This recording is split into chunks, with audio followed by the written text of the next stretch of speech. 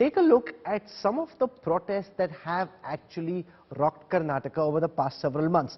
The hijab ban on campus, ban on loudspeakers for azan, temple fair ban on Muslim traders, halal versus jhatka, the meat controversy, the anti-conversion bill, the move to include the Bhagavad Gita in school curriculum, protests to avoid Tipu's glorification, the Savarkar Yatra, the Idgah land dispute, and not a single protest, not a murmur of opposition on the shocking issue of the metro pillar collapse.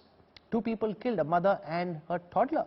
Harish, Bijoor, what happened in Bengaluru, does this to you signify all that is wrong in this election-bound state?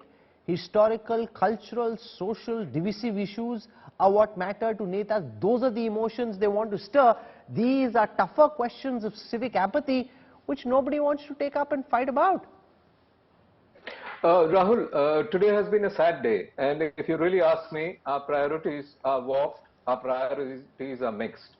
The most important item that needs to be on the agenda of Bengaluru is the safety of its people. And the moment that gets compromised, I think that's a big, big compromise. We need to wake up, smell the coffee, and see that, every one of these issues which is affecting us is in the bygone, is beyond us. So if you really look at it, I think, there is no price a life can command, no amount of compensation. It can actually, bring those 2 lives back. And we need to ask, why did this happen? A post-mortem of it is not important. We need to understand why this happens. We need to ensure that this doesn't have to happen again. The city is too precious for such nasty things to rob people of their lives.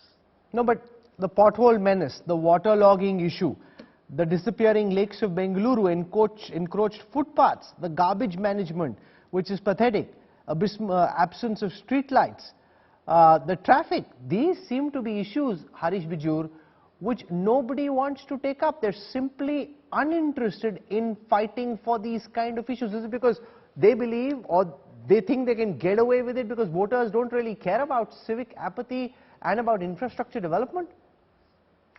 I don't think our politicians can get away with it because, potholes become election issues. These kind of collapses become election issues.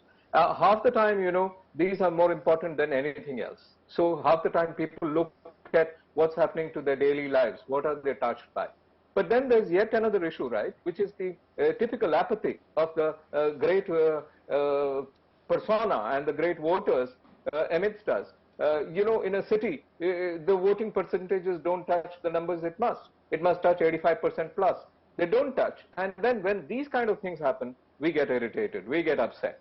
Extremely important to sort these issues out. We have got a good chief minister, a committed chief minister, but these kind of issues, bring a bad name to the city and perpetually affect not only the image of Bengaluru, but affect the reality of Bengaluru on the ground. Because if you really look at some of the streets, the Indira Nagar 100 feet road, if you go, there's not enough of a road, it's half a road, and a quarter of it has got parked cars, and then there's no footpath at all. If you actually walk there, like I normally do, it's an adventure.